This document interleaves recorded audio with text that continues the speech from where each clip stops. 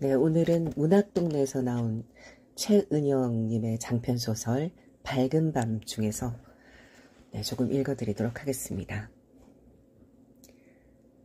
5살의 나는 죽음을 정확히 이해하지 못했다. 언니는 여전히 내 곁에 있었으니까. 앞니가 2개 빠진 언니는 언니가 제일 좋아하는 하늘색 티셔츠에 데님 반바지를 입고 있었다. 나랑 노는 건 어른들한텐 비밀이야. 언니가 내게 속삭였다. 우리는 비가 온 다음 날 놀이터에서 모래로 도시를 지었다. 놀이터에 생긴 큰 웅덩이를 바다라고도 하고 도랑을 파서 물길을 만들고 다리를 만들었다. 공터 벤치에 앉아 롤러스케이트를 타는 애들을 같이 구경했다.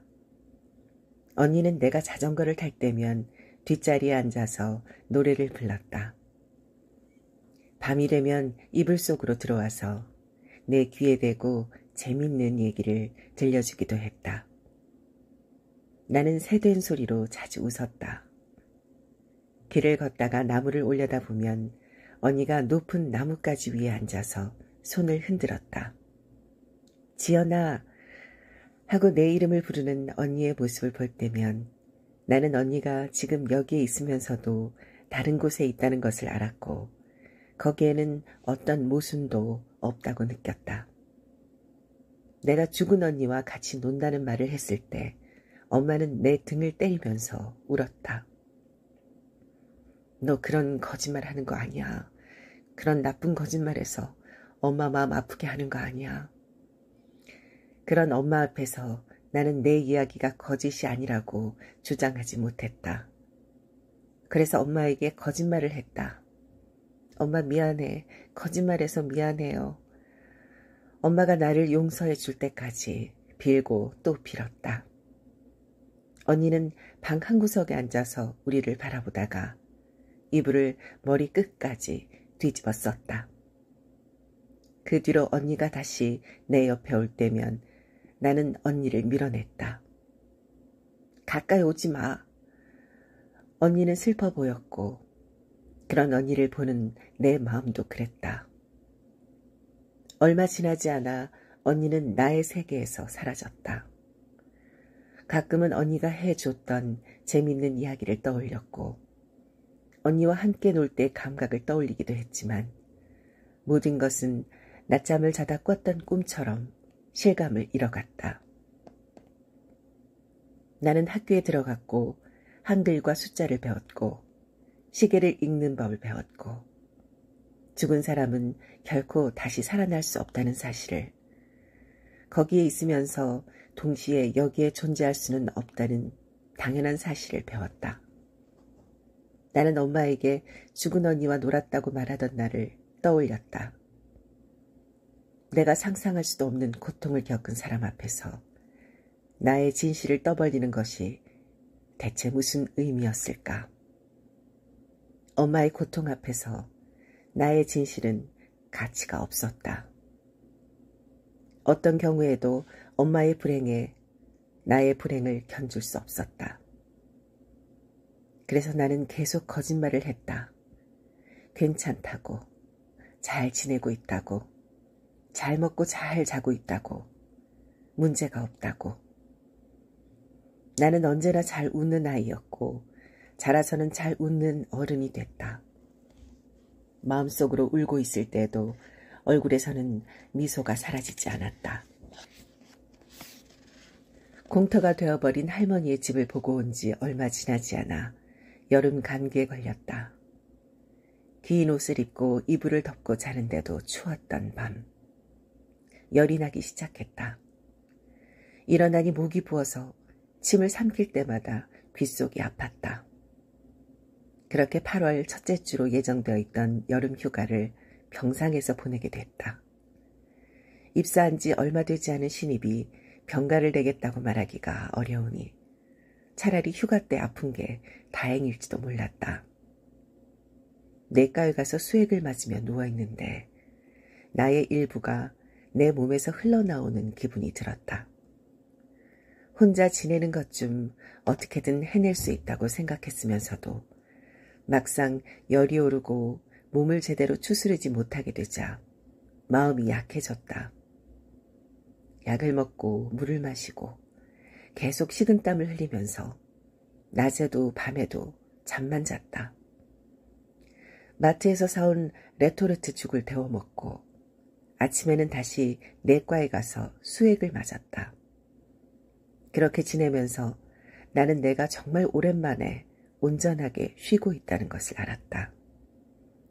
박사 논문을 쓰고 박사 후 과정을 밟고 프로젝트에 참여하고 남편의 배신을 알게 되고 이혼하고 서울 생활을 정리하고 희령으로 와 낯선 환경에 적응하기까지 제대로 쉰 적이 없었다는 사실을 뒤늦게 깨달았다.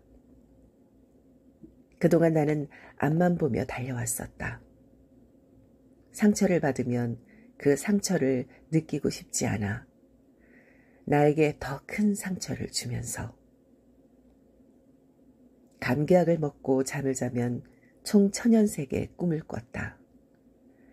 할머니가 이야기해준 피난민 무리에 속해서 한참 동안 쉬지 않고 걷는 꿈을 꾸기도 했다. 애써 어느 집을 찾아갔는데 집이 전소된 것을 보고 크게 놀라 잠에서 깨기도 했다. 꿈에서는 시간이 의미가 없었다. 하루는 전 남편이 꿈에 나왔다. 꿈속에서 우리는 이혼을 한 이후였는데도 부부였다. 우리는 어두운 거리를 걷고 있었다.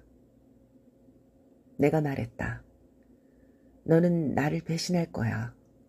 넌 내게 상처를 줄 거야.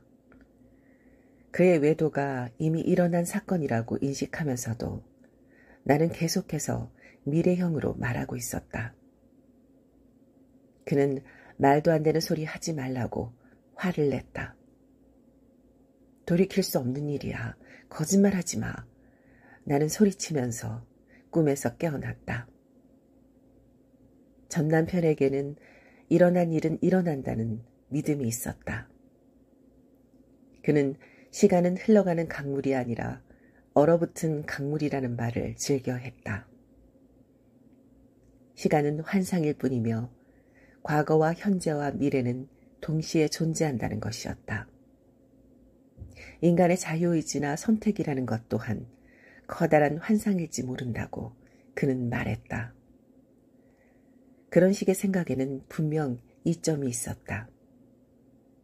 그런 믿음은 무엇보다도 인간을 후회의 덫에서 구원해준다. 과거의 내가 다른 선택을 했더라면 현재의 고통이 없었으리라는 사고의 공회전에서 빠져나올 수 있는 힘을 준다. 그는 오랫동안 나를 속이면서도 그런 생각을 했을까? 이건 일어날 일이었으니 어쩔 수 없다고. 여름 휴가가 끝날 무렵에야 감기가 나았다. 일주일 만에 사무실로 출근해 자리를 정하는데 사수인 피 선배가 오더니 파일 하나를 건넸다. 지연 씨가 휴가 가기 전에 수집한 데이터가 정확하지 않아요. 단순한 작업이어서 오류가 날 일이 없다고 생각했는데 확인해보니 선배의 말이 맞았다. 선배는 잘못된 데이터 때문에 며칠을 고생했다면서 다시는 이런 일이 없었으면 좋겠다고 했다. 일 처리에 꼼꼼한 편이었고 간단한 일이라도 두세 번 거듭해서 확인하는 성격이었기에 이런 실수를 저질렀다는 사실을 나조차도 잘 납득할 수 없었다. 부끄러움에 얼굴이 달아올랐다. 나는 여러 번 사과하면서 신세를 꼭 갚겠다고 했다. 피 선배가 나를 빤히 바라보았다. 내가 안타깝다는 듯한 표정이었다. 그럴 수 있죠. 앞으로 안 그러면 되는 거니까. 그는 미소 짓더니 말을 이었다. 지연 씨 사정은 나도 들어서 알고 있어요. 하지만 사적 영역의 감정이 공적 영역에까지 영향을 줘선 안 되는 거잖아요. 나는 그에게 다시 한번 사과했다. 피선배가 자기 자리로 돌아가고 나서 나는 선배가 건넨 파일을 한 번 더 봤다. 있을 수 없는 실수였다. 지연 씨 사정은 나도 들어서 알고 있어요. 내 사정을 들어서 안다니 그게 무슨 말일까? 나의 실수가 사생활 때문이라고 어떻게 확신할 수 있으며 그 생각을 어떻게 내게 전할 수 있을까? 아니야. 그런 이야기를 듣도록 빌미를 제공한 나의 실수가 문제인 거야. 이런 말도 안 되는 일을 저지르다니. 에어컨의 차가운 바람이 몸이 떨렸다. 나는 정신을 차려야 했다. 흠 잡힐 일이 없도록 어느 때보다도 더 노력해야 했다. 온종일 몸이 굳은 채로 일한 뒤 기진맥진해서 집으로 돌아왔다. 옷도 갈아입지 않고 침대에 엎드려 있다가 까무룩 잠이 들었다. 얼마나 그러고 있었는지 초인종 소리에서 잠에서 깼다. 현관문을 여니 할머니가 끌차를 옆에 두고 나를 바라보았다. 할머니의 얼굴은 안 본 새 검붉게 타 있었다. 오늘 이 시간에 오라며 얼떨떨한 표정으로 서 있는 나를 보며 할머니가 나무라듯이 말했다. 그제야 감기약 기운이 취해서 할머니와 통화를 한 일이 떠올랐다. 할머니는 집으로 들어와 끌차 안에 든 것들을 거실 바닥에 버려놓았다. 커다란 보온병, 깍둑썰기한 수박이 담긴 락앤락통, 반찬통, 생강청, 참외, 새알이었다. 할머니가 보온병을 들고 부엌으로 가서 뭔가를 찾았다. 대접 어딨냐? 내가 하나 있는 대접을 꺼내서 싱크대 위에 올려놓자 할머니가 대접을 물로 한번 헹구고는 보온병에 든 것을 옮겨 담았다. 전복죽의 고소한 냄새가 부엌을 가득 채웠다. 지는 해의 끝자락 빛이 기다랗게 거실을 타고 부엌으로 넘어오고 있었다. 그 빛이 할머니의 손과 죽 위에도 내려앉았다. 허기가 졌다. 나는 뜨거운 죽을 식혀가면서 허겁지겁 먹었다. 할머니의 다른 음식처럼 간이 조금 셌지만 레트로트 죽과는 비교가 되지 않을 정도로 맛이 깊었다. 맛있어요. 내가 말하자 할머니가 작게 웃었다. 할머니는 안 드세요? 난 먹고 왔어. 할머니는 그러면서 들고 온 반찬통을 열어 내 쪽으로 건넸다. 볶은 김치와 오이지 무침이 담겨 있었다. 내가 먹는 동안 할머니는 락앤락통과 참외, 생강청을 텅 빈 냉장고에 넣고는 베란다 쪽으로 걸어가서 창밖을 바라봤다. 죽을 먹으니 속이 뜨거워져서 땀이 흐르고 기운이 났다. 한 대접을 다 먹고 보온병에 남은 죽까지 긁어 먹었다.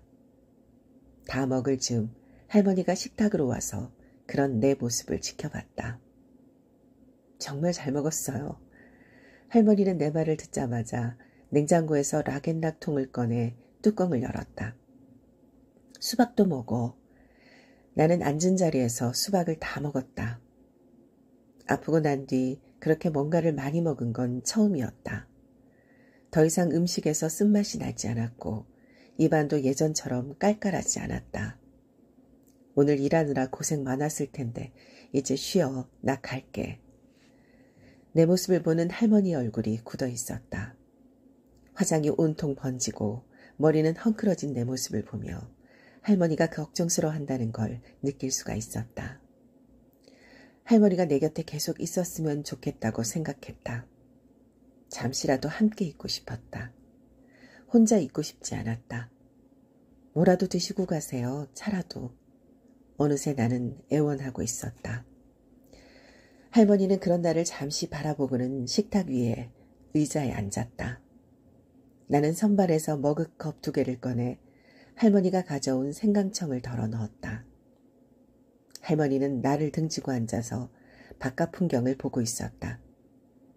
커피포트에 물이 다 끓을 때까지 우리는 아무 말도 하지 않았다. 내가 생강차를 건네자 할머니가 부드럽게 미소 짓더니 입을 열었다. 생강차 좋아해? 네, 제가 워낙에 몸이 차서요. 우리 엄마도 좋아하셨어. 여름에도 생강차를 끓여 드셨었지. 아마 피난 때부터 그랬을 거야. 할머니는 후후 불어서 차를 한 모금 마시고는 나를 바라봤다. 세비 아주머니의 고모집은 대구의 비산동이라는 곳에 있었다. 피난민 수용소가 있는 곳이어서 골목은 물론이고 큰 길을 걸을 때도 사람과 부딪히지 않는 게 어려울 정도로 붐볐다.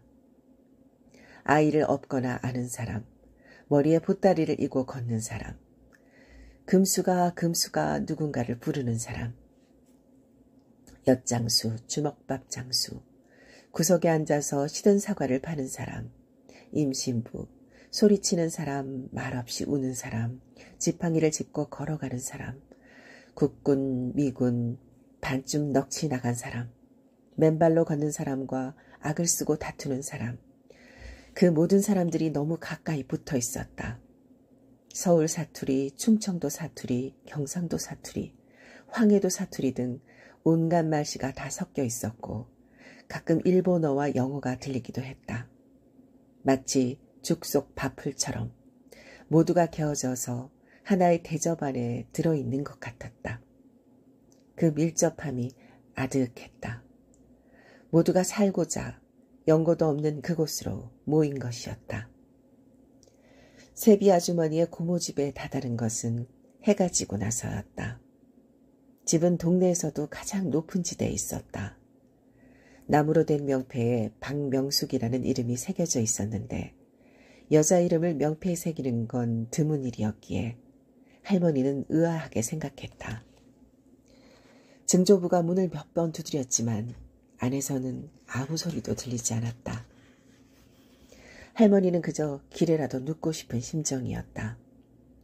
드디어 목적지에 도착했다는 생각에 몸이 부서지는 듯한 피로감이 밀려왔다. 세비야, 세비하지 마이. 증조모와 큰 할머니가 큰 목소리로 세비 아주머니를 불렀다. 하지만 안에서는 여전히 아무 소리도 들리지 않았다. 가는 비가 내리기 시작했다. 세비하지 마이. 그때 할머니의 가족은 그간 내비치지 않았던 두려움을 눈빛으로 공유했다. 그 집에 세비 아주머니가 없을 거라는 생각. 세비 아주머니가 피난에 성공하지 못했으리라는 생각이었다. 세비야, 거기 있지. 문 좀 열어보라우. 내다 삼천이. 증조모의 목소리가 점점 작아졌다. 빗줄기가 굵어지기 시작해서 셋은 몸을 떨며 처마 아래로 들어갔다. 증조부는 조금만 더 기다려보고 그래도 대답이 없으면 피난민 수용소를 찾아가자고 했다. 증조모는 별말 없이 고개를 끄덕였다. 할머니는 증조모 곁에 서서 세비 아주머니와 희자를 생각했다. 개성에 찾아온 두 사람을 피난길로 몰았던 것은 그녀의 가족이었다. 떠올리지 않으려고 애써봤지만 개성에 두고 온 봄이 생각도 났다. 피난길에서 본 광경들이 눈앞을 스치고 지나갔다. 되도록 생각이라는 것을 하지 않으려고 노력했었는데 처마 밑에 서서 내리는 비를 바라보는 동안 그간 한쪽에 밀쳐뒀던 생각이 기다렸다는 듯이 쏟아져 나왔다. 쌀 한 톨, 장작 한 조각도 나오지 않는 쓸모없는 생각이라는 것이. 그렇게 한참을 서 있다 보니 계속해서 잔기침이 나왔다. 대구는 겨울에도 따뜻하다고 했던 희자의 말이 떠올랐다. 몸이 약해진다다 옷이 비에 젖어서 온몸이 후들후들 떨렸다. 할머니는 골목길에 흐르는 물줄기를 바라보았다. 피난길에 홀로 남겨졌던 어린 여자아이의 얼굴 위로 희자의 얼굴이 겹쳐 보였고 그러자 정수리에 차갑고 날카로운 통증이 느껴졌다. 얼마나 그렇게 서 있었을까. 멀리서 여자들의 낮은 목소리로 이야기하는 소리가 들렸다. 시간이 갈수록 소리가 점점 더 가까워졌다. 낮은 목소리가 꼭 세비 아주머니의 목소리 같았지만 할머니는 소리가 나는 쪽을 쳐다보지 못했다. 영우가 자신의 이름을 듣고서야 할머니는 고개를 들 수 있었다. 할머니의 눈앞에 세비 아주머니와 희자, 그리고 처음 보는 여자가 서 있었다. 희자는 물기가 서린 안경을 쓰고 할머니를 바라보았다. 영옥이 언니. 할머니는 희자야 라고 말하지도 못한 채로 자리에 주저앉아서 손으로 얼굴을 감싸고 울음을 터뜨렸다. 반가움 때문만이 아니었다. 그동안 입 밖으로 내지 않았지만 하루에도 몇 번씩이고 치받치던 두려움이 그제야 몸 밖으로 빠져나왔기 때문이었다. 두려움이란 신기한 감정이었다. 사라지는 순간 가장 강렬하게 느껴지니까. 할머니는 자신이 단 한 번도 세비 아주머니와 희자가 대구까지 무사히 왔으리라고 믿지 않았다는 사실을 인정했다. 희망이 꺾였을 때 충격을 감당할 수 없을 것 같아서 작은 희망까지도 모두 버린 채로 피난길을 걸어왔다는 사실을. 할머니는 한동안 고개를 들지 못하고 울다가 일어나서 희자를 끌어안았다. 할머니의 품에 안긴 희자도 울기 시작했다. 빗줄기가 차츰 진눈깨비로 변해갔다. 이러다 다 같이 감기 들갔어. 자, 고저 진정들 하고 들어가시라요. 처음 보는 여자가 타박하는 투로 말하더니 대문을 열고 그들을 마당으로 이끌었다. 긴 이야기는 내일 하고 우선 자리에 드시라요. 숭늉부터 자시고. 건조하게 말하는 여자를 보며 할머니는 여자가 자기 가족을 환영하지 않는 것 같다고 생각했다.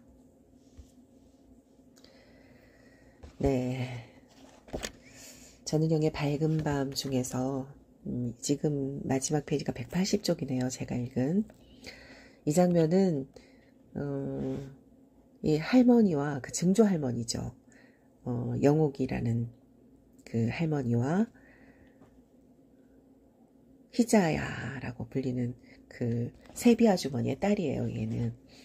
그래서 엄마를 따라서 피난길을 걸어서 자기와 정말 증조 할머니와 정말 그 진한 우정을 나누던 그 세비 아주머니의 집을 찾아가는 그 장면인데요.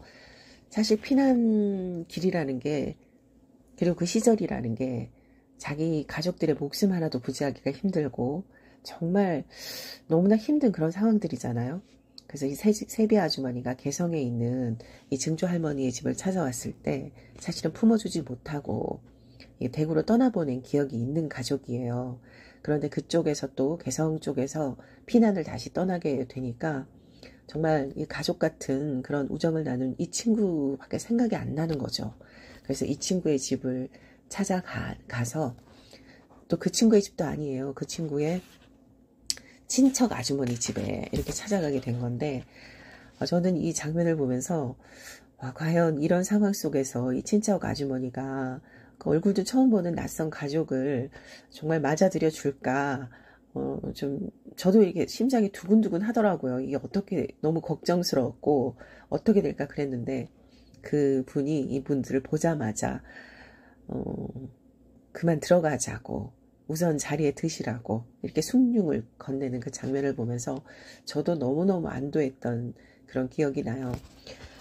저는 이 최은영님의 밝은 밤을 읽으면서 진정한 우정이란 무엇인가, 이 세비 아주머니와 증조 할머니의 그 우정이라는 것이 정말 그 긴 세월 동안 정말 가족보다, 정말 목숨을 나눈 그 형제보다 더 그 찐한 그 사랑을 제가 느끼면서 이런 감정들이 사람과 사람 사이에 존재한다는 것이 저는 믿고 있는 사람 중에 한 사람이거든요. 이런 우정의 감정을. 저도 그렇게 한 30몇 년간 우정을 쌓아오고 있는 친구가 있고요. 그래서 이 우정이 너무나 아름답게 느껴지고, 그리고 이 책은 읽으면서 어떤 면에서 제가 앞부분 읽은 면이 좀 그렇지 않았나요? 좀 수필 같다는 느낌? 네, 아주 잔잔하게 자신의 이야기를 하는 듯한 그런 느낌이 들어서 더 잘 와닿았던 것 같고요. 정말 글을 잘 쓰신다는 느낌? 정말 이렇게 그 소설가라는 것은 한 사람의 스토리텔러잖아요. 정말 이야기를 잘 만드시는 분이라는 생각이 들고 일단 이 소설 너무 재밌었고 너무 의미도 깊었고요. 이분이 이 작품으로 굉장히 많은 상을 받으신 것 같아요.